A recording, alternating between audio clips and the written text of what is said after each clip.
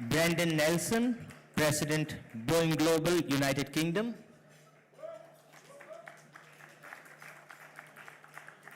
Gopalakrishnan CS, Chief Manufacturing Officer, Hyundai Motor, India Limited. Agatha Kratz, Partner, Rhodium Group, France. Kate O'Shaughnessy, Research Director, Perth, US Asia Centre, Australia.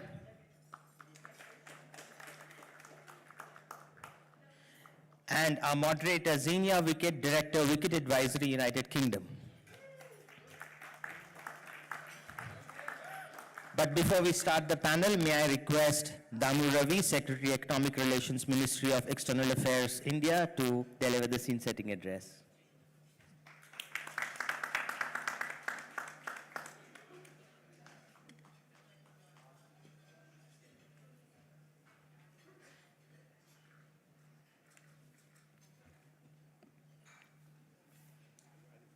Well, good evening. At the outset, let me thank the organizers of the Raisina Dialogue, ORF, Mr. Jaybal, for the introduction. It's a great honor and privilege to be back at this very prestigious dialogue. I know I'm between you and a very distinguished panel, but I would like to set the contours. That's the duty I'm given. Contours and the context for today's panel discussion. Well, let me first begin by giving an overview about the relevance, and I'm sure many of you are aware of the relevance of the critical minerals. We normally think critical minerals in the context of green energy, clean energy, green mobility, with countries having net zero commitments, climate change commitments, India at 2070, and many countries at 2050, and so on. But also another dimension to it is the Industrial Revolution 4.0 with the AIs and new technologies like you have the 3D printing and the robotic engineering. Everything else that we are today, even the mobile phones, consists of the critical minerals. But we have to be understanding the dynamics of it. Today, many of these new products have a mineral intensity much more than before. There is also a shift we are seeing in the supply chains. In the traditional sense of it, the supply chains we always believed were the components and raw materials moving, but there is a more sophistication to that, which is the critical minerals are becoming increasingly important in the nation's strategic understanding of it, which is why today when we talk about critical minerals, a country that controls minerals has become even more strategic and more powerful. We have to reckon with this fact. And this is very different from what we saw in the post-Second World War. The countries which control fossil fuels and oil had a greater power. But in the 21st century, we are seeing this. The countries that control minerals resources have a greater strategic power. But we have to also understand the pitfalls of this concentration of the critical minerals. A concentration in one region or one country can also create disruptions. It has a greater geopolitical bargaining chip, and it has the danger of weaponizing trade and relationship, which is why today pockets around the world which have these critical minerals have suddenly become very important. Greenland, Ukraine, in Africa, the DRC Congo, the conflicts that we are seeing, and many countries are increasingly looking at this point. So countries are also becoming nationalistic in the way they see critical minerals. India itself has a policy of enhancing its critical minerals control and able to secure for its own growth. So we have to understand how to overcome the strategic vulnerability of the critical minerals concentrated in one part of the world. So that comes immediately to the discussion, the importance of resilient supply chains and how we can build the coalitions amongst nations to be able to ensure that there is a diversity of the critical minerals in the world today.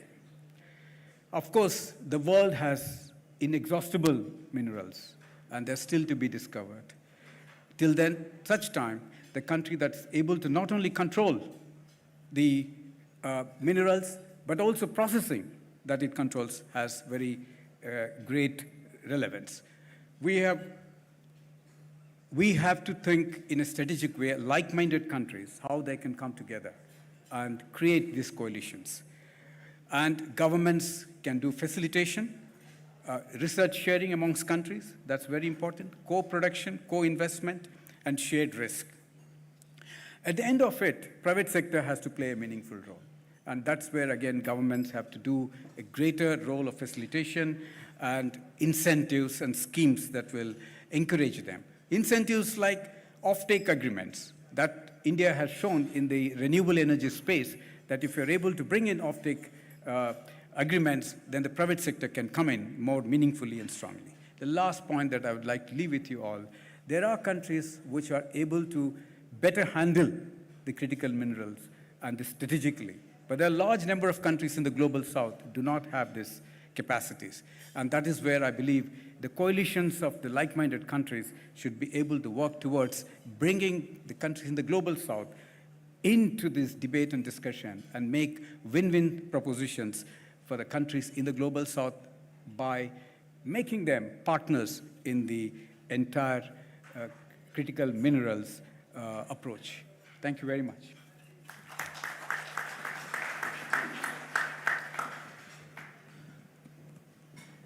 Secretary Ravi, thank you so much for that scene setter. We have 50 minutes. We have an awful lot of ground to cover. And so we're going to do our best to see how much of it we can get through. As Secretary Ravi said, historically the driver of geopolitics was hydrocarbons. This is now changing as we transition to new technologies, to new energy sources, to AI, to quantum, to batteries. As of 2023, I was looking at some of the statistics. China holds 69% of global rare earth minerals production and between 60 and 70% of refining capacity. At the same time, the demand for minerals such as lithium, cobalt, and nickel are expected by the World Bank to increase 500% by 2050. So, as the Secretary said, companies and governments need to balance economic growth, security, and sustainability as we move ahead, and we need to solve for resilience as well as efficiency, language that we are very used to hearing over the last 5 or so years. How can we create a collaborative environment? So what we're going to do over the next 50 minutes is both look backwards and see what we've learned in order to look forwards and see what the key issues are that we need to keep in mind so that you, in your businesses and your organizations, can make smarter decisions. What is going to move the needle for you? And that is both looking at risks and opportunities. But I think we're probably going to start with some of the risks. And Kate, if I can come to you first, just say a word about why it's so hard to diversify rare earth minerals. Sonia, thanks for that. Thank you for that question, and I'm very outcomes focused. So I have 5 points that I want to make, so write them down, everyone. Rare earths are really important, as we've just heard from the Secretary, and they're very hard to acquire for 5 reasons. The first, rare earths are everywhere. They're not actually rare, but they're very difficult to find in sufficient quantities to dig out of the ground. Second, it takes a really long time from the point of discovery to production to actually get a rare earth that you can use. So in Australia, for example, a leading mining country, it takes 15 years from discovery to production, and that's better than the global average. Third, taking rare earths out of the ground is environmentally damaging and it's difficult to process. So to get 1 tonne of rare earths, you'll get 2,000 tonnes of waste. Fourth, profit margins for extracting rare earths are really low. So that makes it very challenging, even for Australian mining companies with high risk appetites, to actually take a project to completion and to attract investment. The fifth big challenge, which I think some of my colleagues on the panel are going to speak about, is China, which, as Xenia alluded to, dominates production. But I'm going to leave you with those 5 points to start with. Great start, Agatha. Excuse me, Kate. Agatha, let me just dig into the China question. You know. Yeah, absolutely. So the fifth problem is that China is one of the players here in the industry, and the problem with China is that trying to diversify with China in the room or China as a player is like running a marathon with no preparation, and China is already 20 kilometers ahead and you're limping. This is pretty much what it is about. The reason for that is that, of course, you know, everyone speaks about the fact that China is subsidizing some of its industry, particularly its critical raw materials industry, and that is the case, right? But you have to add to that a whole lot of other factors that are giving China such a huge competitive advantage, right? One of it is scale. It's just got an enormous market, downstream market for some of those materials. The second one is history. It's been doing this for decades when we're starting, as I said, 20 kilometers behind in some respects. The third one is technology. The best, most cutting-edge technology for a lot of the extraction and processing is in China, relies on Chinese companies, and we don't have that available unless we cooperate with China in many cases, right? China has the skills, China has the know-how, China has the engineers that are actually able to put those technologies to use. It's got the efficiency in terms of its production. It's got the vertical integration that allows for margins to be, you know, thin in some parts of the supply chain, but very high at other parts, downstream parts of the supply chain. And so it makes it all kind of make financial sense for some reason. And it's got a lot of tolerance, of course, for non-market practices, a lot of industry concentration, a lot of company concentration, mega mergers to create super groups that are able to mine, process, and then transform those critical raw materials into actual industrial input. And so this is why this is pretty much a marathon with a very, very, very big lead time for China ahead of you. Thanks. We're going to come back to some of these themes, not least technology, financing, and this lead time. But I want to just cover a bit more ground before we dig in any further. And Tadashi-san, now, in this, shall we say, tightening global context in which we currently live, talk to us a little bit about how do we build the kind of alliances that we need to manage some of these contextual issues that have already been raised on the issue of rare earth minerals and access. Thank you, Xenia. Actually, let me start my experience on that rare earth on China. In 2010, the Chinese armed fishermen boats embedded into territorial water, Okinawa Prefecture, Senkaku Island, so that we arrested the captain of the fisherman's boat. And what China did is they put an export ban on rare earths to Japan, and also that arrested innocent businessmen as hostages. They are using rare earths as a weapon, to weaponize. Therefore, we are extremely upset, and also this is a wake-up call. And also that we found that the extreme vulnerability against China, not just only rare earths, but also that critical mineral like nickel, for example. In Indonesia, the largest the reserve of nickel is roughly 40% of world share. But now in 2020, only 11 Chinese companies invested into in Indonesia. Now 120 companies. This is not motivated by the private sector. It is motivated by the leadership of the Chinese Communist Party. Without guidance from top leaders, the Chinese companies do not move. That's my experience. So we've got a little bit of a narrative here. You know, we've got a whole load of problems, tough to access. China has the resources, and they're playing tough with those resources, as, let's face it, many countries might do in a similar circumstance. But I'm going to push you, if I can, a little bit. You know, you spend your life trying to build coalitions and collaborations, right? So talk to us a little bit about the potential, because I want to make sure that this story isn't just about the risk side, but is also about the opportunity side.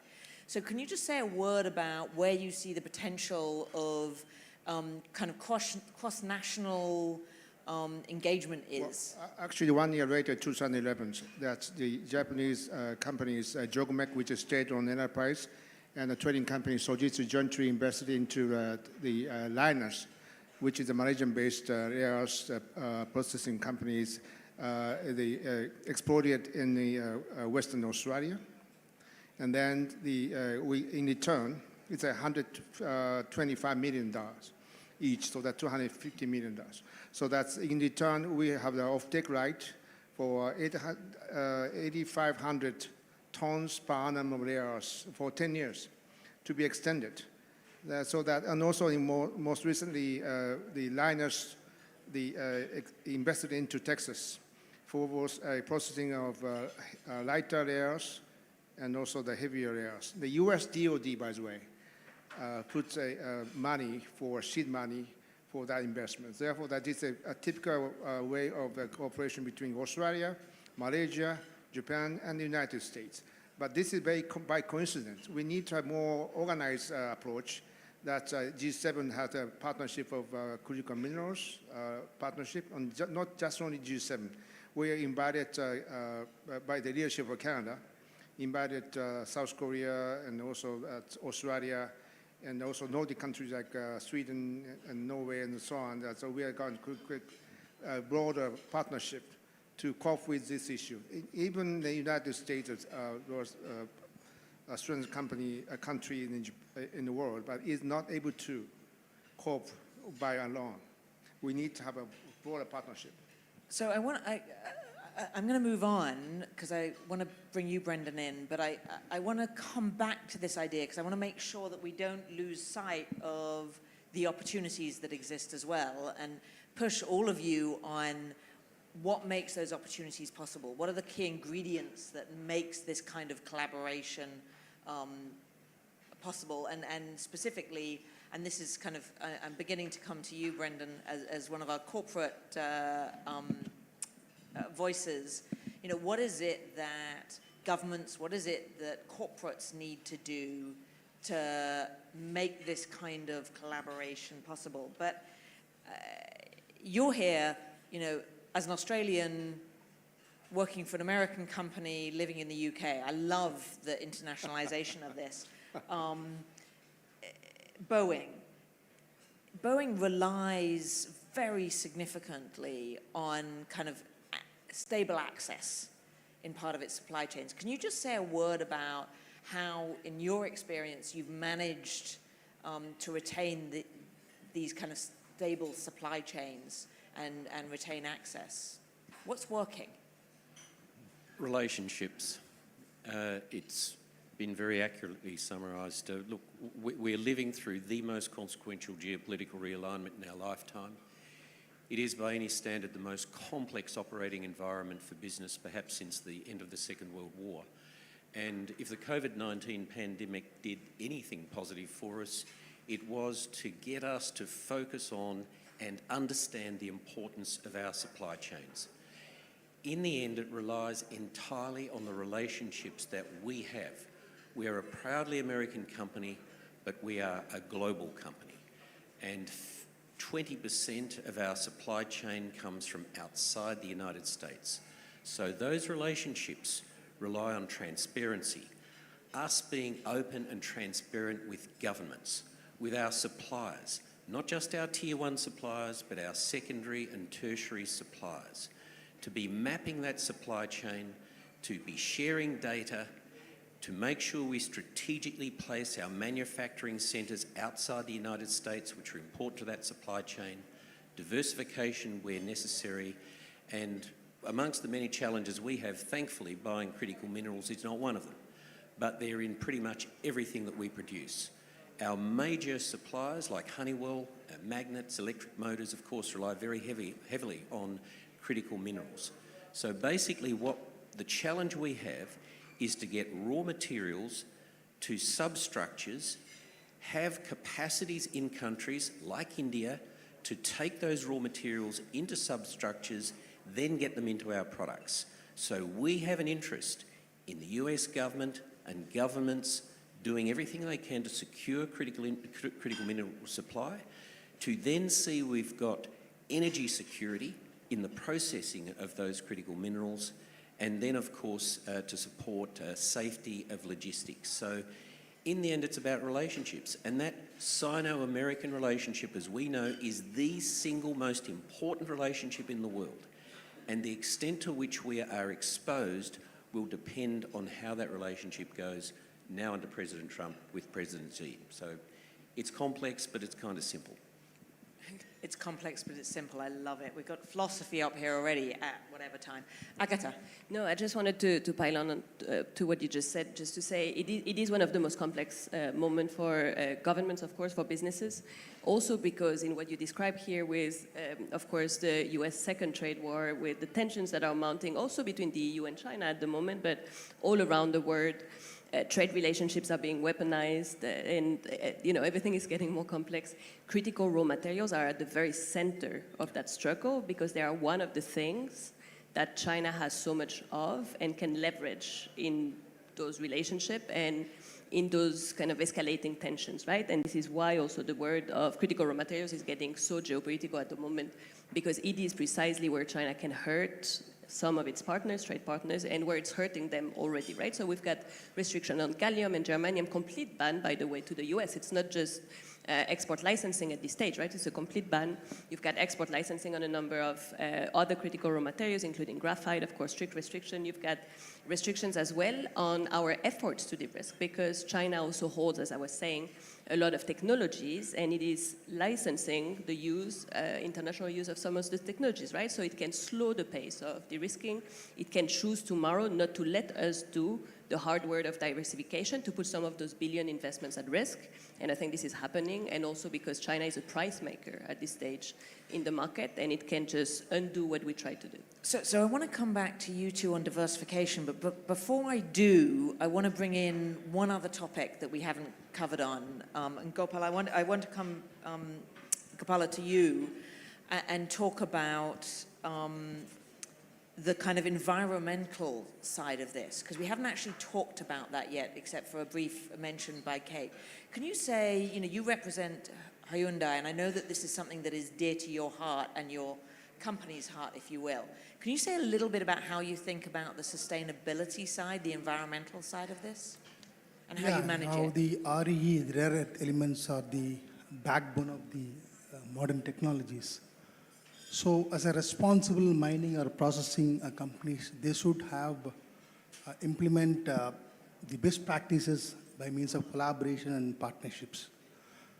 As a basic principle or protocol to achieve the responsible mining or any other processing or refining processes, first thing is they should stick to proper environment management procedures.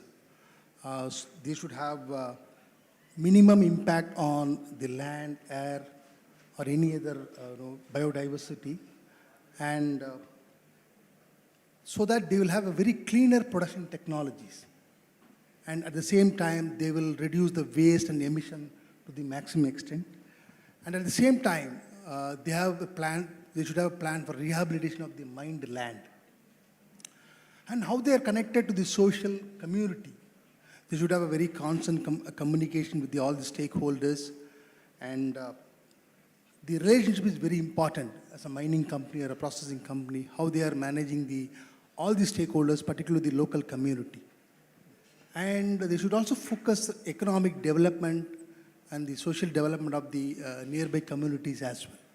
And fourth one, they should implement very strong, robust safety and health protocols along with emergency preparedness whenever there is a contingency. And they should be transparent. They should adhere all the rule of the land, very good corporate governance practices. So as a company, as an organization, if they implement all these areas and exhibit and being transparent as a responsible miner or refiner, they'll be able to achieve their targets, yeah. There's a word that's come up now from in different aspects from our from both you, Gopala, and Brendan, which is transparency, and it's a word that I want to come back to in this conversation because it clearly is a central part of how do we manage this. But I do want to come back, Kate, if I can, just to this question. So how do we do it? If we accept the fact that the reality is that all of the challenges you laid out and, you know, that Agatha detailed kind of more vis-a-vis China, tell us a little bit about how you think about us actually doing this diversification, if such a thing is possible. So Tadashi-san actually mentioned the premier global example of how this diversification can happen, and the key word is partnership. So the company that Tadashi-san mentioned, Linus, is an Australian company. At this point in time, there's a few countries that are seeking to process rare earths, but the only company outside of China that is processing rare earths in significant quantities is Linus, and it is doing so through the support of the Japanese government, through JOGMEC, through a decision that was made in the 2010s because of China's economic coercion against Japan. Japan made a far-sighted decision to diversify by supporting an Australian company. So now that company processes rare earths in Malaysia. It is starting to process rare earths in the US. The Australian government is supporting it to process rare earths in Australia. So that is a really good example of the time period that it takes. We're getting to that 15-year time period, and the partnership that it takes, because that is a serious partnership with Japan that has allowed that to happen. Can I just put two things on the table and welcome anybody to comment on them? You raised the issue of financing, and I'd love to hear a little bit more about financing. And Gopala, you talked about technology. And so can we talk a little bit about the technological opportunities? But Tadashi-san. Finance perspective that we now have to comply with that kind of ESG, and also that to minimize the negative damage on the environment. But this is a very critical issue. However, that China does not to take this issue more so seriously, because in processing and smelting there uses a lot of toxin and acid in the processing. Therefore, that if China continue to pay any attention to the negative damage on the environment, this is very bad. So that we need, you have to keep informed of the host countries like very low-income country like DRC, Congo.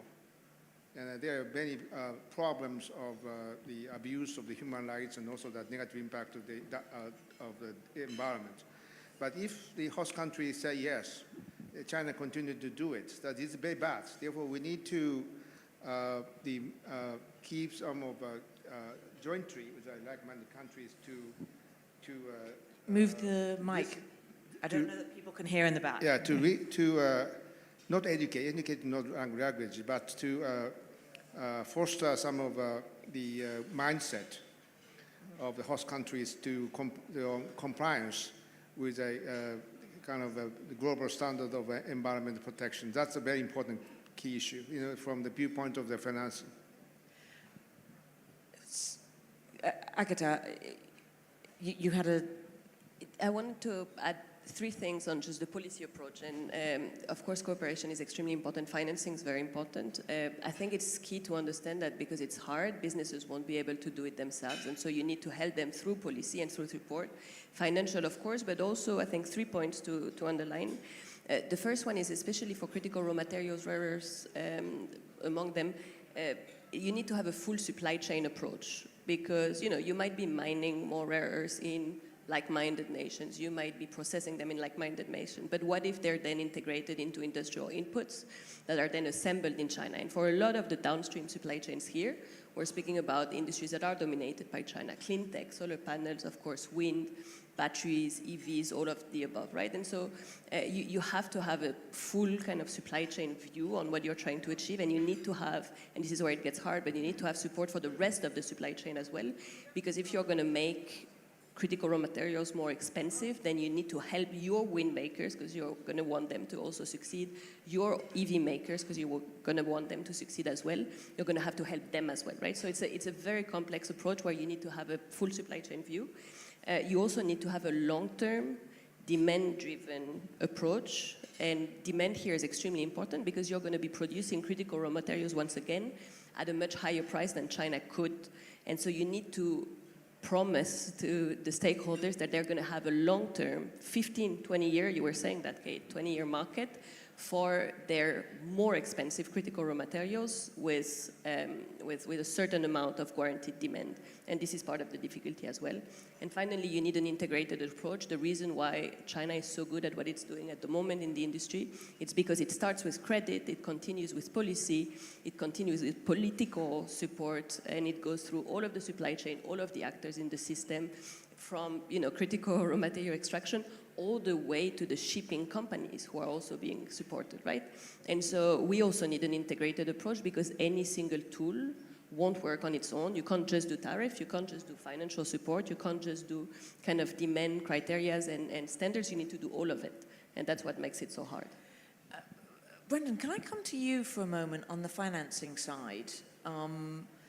Just from the corporate perspective, what is the kind of support that you need? Where do you see it coming from? What are you needing from governments? Do you have something you could add to this? By the way, I'm impressed that so many people have come out enthusiastically for such a dry topic. So congratulations and enjoy your drink. Helps digestion. Yes, yeah. Yeah, look, from our perspective, sovereign risk.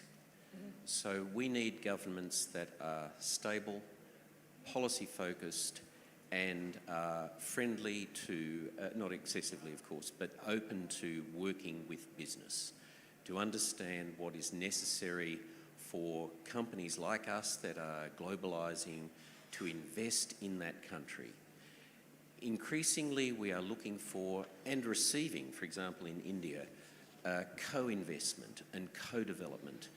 And in terms of the supply chain, Minister Goyal, for example, always asks Salil Gupta, who leads us here in India, when are we going to have a final assembly line in India for commercial aeroplanes? So not just yet.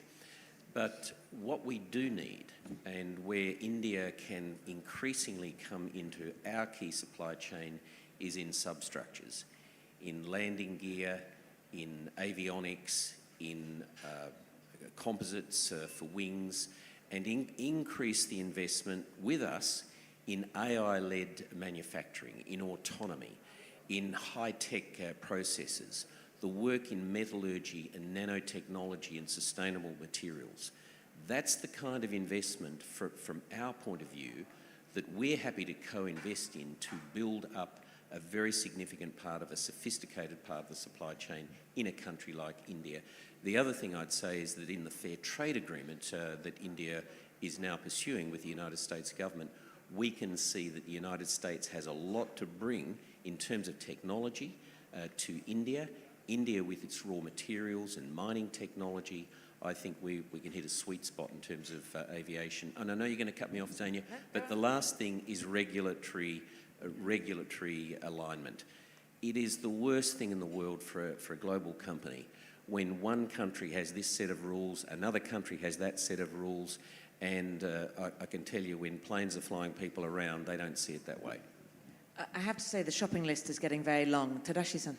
Yeah, one point I'd like to point out that in my conversation with a former Biden administration White House guy named Amos Hochstein, the Deputy National Security Advisor at the White House, requested me to support jointly with other like-minded countries on the so-called Lobito Corridor, which is a corridor between Zambia, Angola, DRC.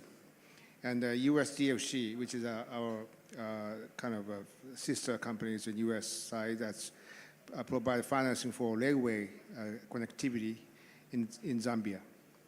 And I talked to World Bank President Ajay Banga on this issue. And Ajay, why not do take World Bank is multinational player, therefore that you are only institute to take a risk of DLC. But he's very negative. He's very negative. He said, no, it's not so likely. But if the World Bank is not able to take a risk, who take a risk? That's a key issue. So that's they have not just IBRD, so they have IDA, some of our institute in the World Bank Group. Therefore, that we need to more find collaboration between the multinational and the bilateral lenders and creators like JBIC and the USDFC and also private sector. That's like a kind of a combination of those three must be jointly orchestrated to work on it, to mitigate the risk of those countries like DRC. There's something really important here about how institutions, be they governments or corporates, think about risk and how do they judge that risk that I think is key to this conversation. Go ahead.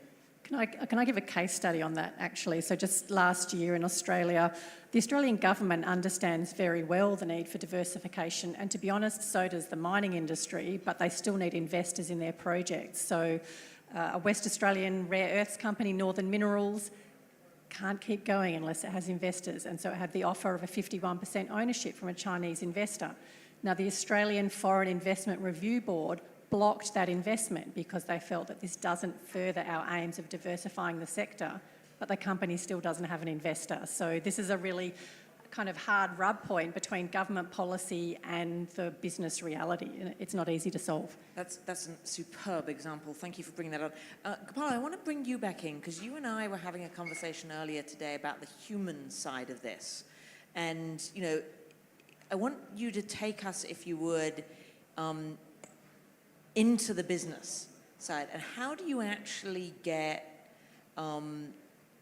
the business, how do you get the people, the humans, the employees actually living this and delivering in this very, very complex world? And you said something that struck with me, and correct me if I've got this slightly wrong, but Hyundai was voted the #1 manufacturing business in India, is that right? So make it real from us from a very corporate perspective, if you would, both the human and, if you could, the technology side of it, and how do you integrate those together? Because that's a theme that's come through the last 24 hours. Yeah, as a smart mobility solutions provider, we are here since last 27 years. So we are leveraging two fronts. One is how can we leverage the advanced manufacturing technologies to improve our competitiveness. At the same time, we have almost 16,000 plus employees in our two plants at Chennai. And how can we engage and develop our employees? How can we make them future ready? So in terms of technology, we identify the gaps, and we have deployed various digital solutions in some of the many verticals, for example, maintenance, supply chain, and quality. Now, how can we leverage the data? We get almost 40 billion data points every day. So we have got almost 50 plus data scientists. We have trained them in some of the premier institutes like IIT and IIMs. So these data analysts, they process the data and they find out proactively the failures, and that prevents a breakdown. And such data analytics projects are also being implemented in quality as well. And when I'm talking about the employees at the level of associates, we run a program called My Place, My Pride. What we did in 2016, way back, we have assembled almost 300 plus workers, the shop floor workers and supervisors. We have implemented a program called large-scale interactive process, wherein we have asked the employees to visualize the company in future. So to visualize a best company, what are their inputs and what they want from the company. So based on these inputs, we made a common platform, and we have nominated some of the high potential workers and supervisors and ambassadors in all metrics of productivity, quality, and smart and cost trends. So these guys take the message to all the employees, and they do audit, they do the process study, and they implement various solutions. They know the ground reality of the shop floor. So by which we are constantly engaging our employees. And at the same time, we provide another opportunity to the young millennials. Suppose I have the gap points or the operational issues. How can I align those issues with the latest technology solutions? The young millennials provide some of the best technology solutions to improve our operational efficiencies. So this is called a visionary vault platform. So by providing a common platform to all our employees and continuously engaging them, we are able to sustain our business and sustain our efficiencies constantly. Yeah. That's fantastic, because there's such a, it's even as we talk about the international affairs and the corporate institutional side, we need to think about the human side of this as well. There's one more issue I want to put out on the table, but then I'm going to come to you. This is a very big room. Raise your hands. I'm going to take 2 or 3 questions at a time so we can cover a lot of ground. I see the lady at the back. I see the gentleman here on the second table. So catch my eye. But I want to put one more issue out on the table before we go to the floor for anybody who wants to pick it up. I'm really surprised. I don't think anybody has used the word kind of recycling, circular system, and apologies if I missed it. Can somebody just say a word about Tadeushi-san? Yes, this is very important topic, actually.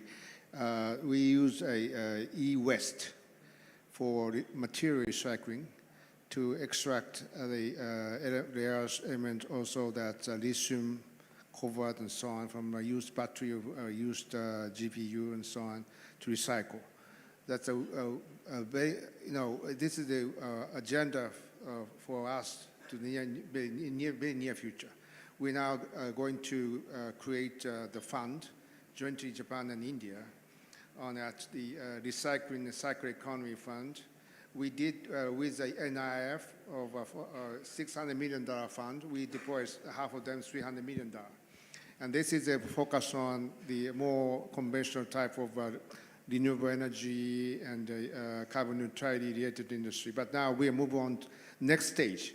Next stage, recycling. This is also that serve as a ocean health, using recycling of single-use plastic, and to not using a chemical recycling. It's a material recycling, so that no toxin, no negative impact on the environment. So it's very important. That's not just only India and Japan, but also we need to invite more partners from like-minded countries. Back to collaboration, I love it. So there was a lady on the back, yes, absolutely, please. And then this gentleman here on the second row. And then I do know some of your names. I am intentionally not using your names, so I don't offend anybody. But this lady, first of all. Great. I'm so glad you got onto the circular economy topic. That was going to be my question.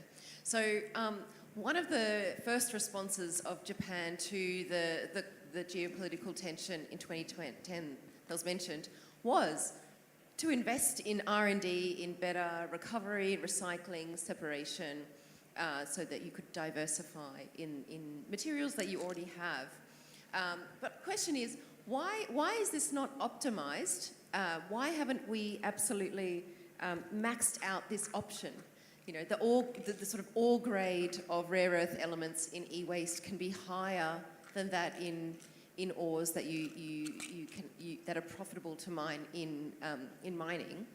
So that's my one question. Okay. And secondly, if we want to optimize it, is it the manufacturers that have to make those products, or is it their responsibility to take back the products so that they can manage that waste stream really well, or to design the products better so that those materials can be taken out? Fantastic question, thank you very much. I'm going to collect 3 questions and then people can pick up what they want with short answers, and we're going to go back out to the audience. This gentleman here. Is there a mic for this gentleman? Yes, wonderful. And then the gentleman there at the side. Thank you. Excellent panel. I'm sorry, can you also say who you are? I apologize, Yes. I should have asked you. My name is Bharat Ramanan. I'm Group Director for Geopolitics at DP World. Geopolitics has come up in the panel a few times already. And I'm curious to understand, because the race for critical minerals, in a sense, is reminiscent of what we saw in the race for oil supplies back in the day. And I just wonder if the panel can reflect on what commonalities or differences you see between both those races, and what the world ought not to do in this battle that's heating up geopolitically. I think we're seeing some of those examples play out even today in the DRC, for example. But I just wonder if there are any lessons that the world can take from what we saw in the oil wars, if I may use that term. Thank you.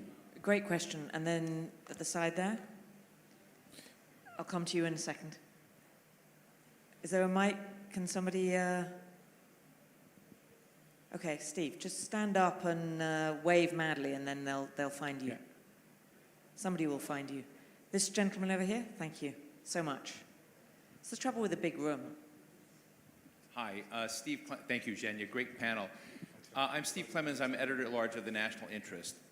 I am interested deeply in the geopolitical side of this because those that are deep into this, from whether you're in Washington or the UK or in Tokyo or Beijing, they look at it as a zero-sum game, that there's a scramble out there. And Eric Schmidt, the former CEO of Google, says China's already won the critical mineral space, particularly in EVs, for instance. If you sit down with leading AI CEOs and you ask them what is their up-at-night issue, some of them will say copper is their biggest issue.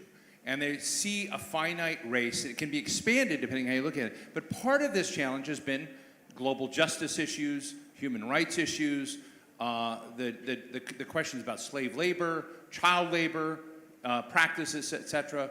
You know, you have in the DRC a lot of controversy. You have Glencore with mines that operate next to mines from China. Yeah. And the profile around human rights is very different. So my question is, as you see what I see, which is a shrinkage away from ESG, a shrinkage away from many of these global justice and social and global norms issues, do we have a Wild West that is blind to social and environmental impacts, and something that is really something more like the early days of mining in Arizona and Nevada without any rules? So is that where we're going? Great questions. We have three wonderful questions. You can answer them or you can stay silent, and I'll go back to the audience. Why has recycling not been maxed out, and who's responsible? Two, race for critical minerals is like the race for hydrocarbons. What have we learned? What can we do better this time? And then, of course, I love it, we have a zero-sum Wild West. I'm going to start from this side. Yes, go ahead. And then I have a couple of quick points on the entirety of the questions. First, circular economy, very important, but the International Energy Agency estimates that the world needs to at least quadruple its production of critical minerals, which includes rare earths, by 2040. So recycling is not going to solve that problem alone. And then what's different in the geopolitics? I think it's China and its disinformation. So again, going back to Linus, China ran a heavy disinformation campaign, look it up, Operation Dragon Bridge, to build a community opposition in the US to its processing plant, and they almost succeeded. So that's a big difference. I want to come back on so many of those points, but I'm going to resist. Agatha, and then... Yeah, just very quickly on why the recycling strategy was not maximized. I think that first and foremost, because for a long time the risks were not obvious, right? It was Japan and it was only Japan, and a lot of people felt safe that it was only Japan, unfortunately, right? And that it wouldn't happen to Europeans, in particular Germans and others, right? And so it felt like a very kind of isolated moment and incident. There's an old French movie called La Haine, and during the whole movie the guy says, jusque-là tout va bien, until now everything's going right? And I think for a long time the business community was in that kind of mode, thinking until this point everything's going fine, and so business as usual, let's go, right? And geopolitics is there, but it's not affecting us yet. So I think part of this was that, part of this was the price. I mean, the price of just China produced, China made, China processed, China refined critical raw materials is just unbeatable. And so at some point, there's not a lot that can be done about it. And there's no geopolitical risk premium yet. It's starting to appear, right, in company thinking, but it wasn't for a long time. And then fear of retaliation, right? If you start de-risking, then what does China do to your China operations, to your China supply chain, to your China interests, right? And I think this is a big one, actually, in the room. And then on the point on the Wild West, I think there's two ways out there, right? I mean, clearly, even Europe is saying we're gonna allow much faster permitting. We're gonna start allowing mining to come back again. In Europe, something that was very, very far away. So there's kind of a race to the bottom to some extent. I mean, in Europe, it's still a race to a very, very high bottom because it's Europe. The other way around, and I think sometimes about it as the Japanese approach, is to say then let's rise and raise standards, right? So that China gets de facto excluded from what we're creating here, which is a high standard world with labor, certain labor, environmental, resilience, cyber standards that keep them out On environmental standard in particular, I think we need to be very, very careful what we wish for, because I think standards are something that China can catch up to at the end of the day. And so I'm afraid that is maybe not going to be the long-term solution, but I think that there are those two ways out, right? The up and down, and both of those should be discussed for sure. Yes, I have make two answers to your two questions. One is why the recycling is not so why do we use? This recycling is mainly for food, the waste. Only 6% used for energy, food waste. Therefore, that the collecting the food waste is easier than collecting the e-waste. So e-waste is very difficult to collect the certain amount of quantity and to make this more economically affordable. The cost issue as well. So that's the extracting that rare earth element, rare critical minerals is the more less expensive. That's the reason. So that we need some of government intervention to kind of a price makeup for that. That's kind of a mechanism that we established. One thing. Two is ESG issues. A question of my old friend Steve. For example, that PV solar panels that in Uyghur, for example, that's a very not almost similar case of the DRC Congo, the abuse of child labor and also the forced labor. That's totally the counter to ESG. Therefore, that's if the trend is now back off. This is good for China, but probably. It's not good for like-minded countries. Therefore, we need to keep up this ESG agenda. I don't think we've answered all the questions, but we've done a first step. Can I ask a question? Hi, this is Ganesh. So just one question, specifically. Yes? Sure. Sure, go ahead. A quick question, and then this gentleman here at the front, and then this gentleman here.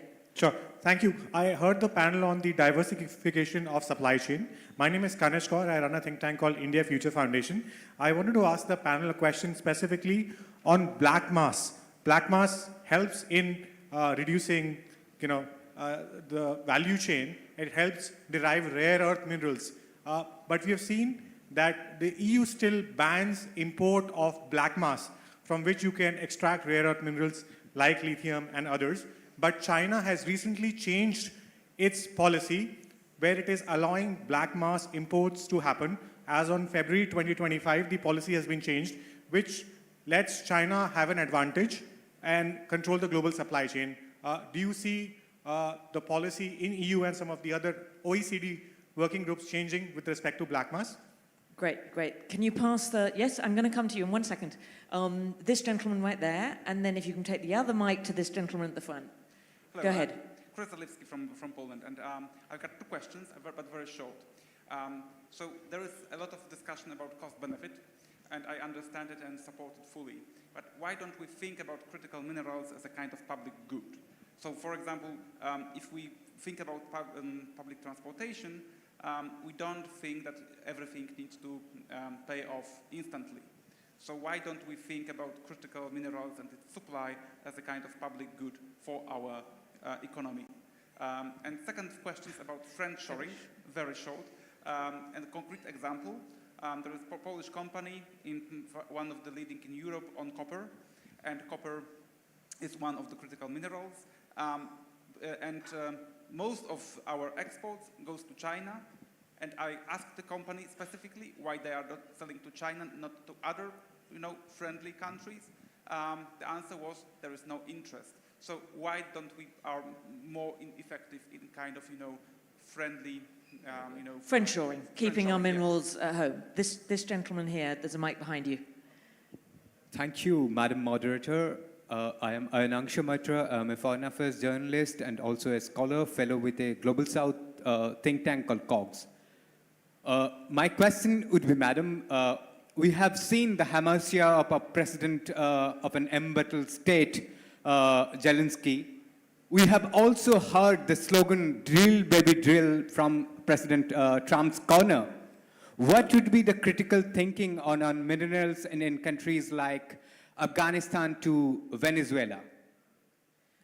Okay, we have 4 questions. We have 3 minutes. So I'm going to maybe start with you, Tadeushi-san, and just come down the line. Answers to any of the questions and any final comments. And you probably, I can't do the addition, but it's about 40 seconds a person. So. Well, I think that I have some brief discussion with President Trump at Mar-a-Lago. He's aware of the importance of the critical mineral supply chain, and also he underlines the importance of recycling. That's a very simple observation for me. So that he understands that, but his style is quite different from his predecessors. That's a very blunt. So that we need to take a moment to take a look at the show. Thank you, Brendan. The number one impact, positive and negative, on our business is geopolitics. In many countries, it's also domestic politics. Recycling from our factories and their building, water use, energy use, waste management, the building of planes, right through to the very end, and then those planes at the end of their lives. Recycling is, all I can say, is in our DNA in every part of the process. On environmental sustainability, ESG, we are very committed to it. I am responsible for all of Boeing's operations outside the United States, and I can tell you that our social license relies entirely on this. And in every country in the world, the 65 countries in the world where we operate, we not only meet whatever the standards are in that country, we work to our standards in exceeding them, whether it's the treatment of people, whether it's treatment of the environment, and comparing critical minerals, they're called critical for good reason, and what happened with the oil crisis in the 70s, we need to be sober, evidence-based, and to the extent that we can, see that countries and governments work together. Like oxygen, it is a public good, but it's not seen that way by some countries. Thank you, Brendan. Kapala, final. Yeah, from the concentrated supply chain, partnership, alliance, and collaboration will help us to benchmark the global best practices, at the same time de-risk this entire supply chain. Whether right from the mining to refining and processing or assembly, if you are able to leverage the technology to optimize the parameters, it can definitely reduce waste and emissions and improve efficiencies. That's it. Thank you very much. Agatha. I actually don't have much to add, so I'm going to give you my 10 seconds. My final thoughts: China floods the market and drives the price down, so I think there's a strong argument for partnerships between like-minded countries to set floor prices. So I just, in conclusion, I've starred maybe 10 different things that we need. We need to figure out how to share risk, transparency, strategic placement of facilities, technology, local community, and how do we bring them in, full supply chain, long-term demand, ESG, financing, stable governments, and regulatory alignment. Simple. Thank you all for joining us over your dinner, and please join me in thanking our panelists.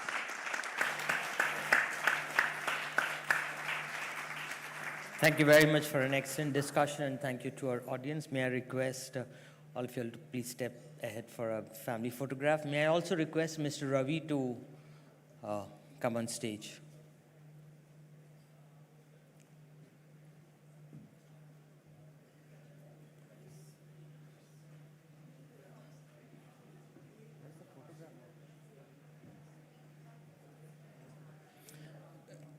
Mr. Ravi?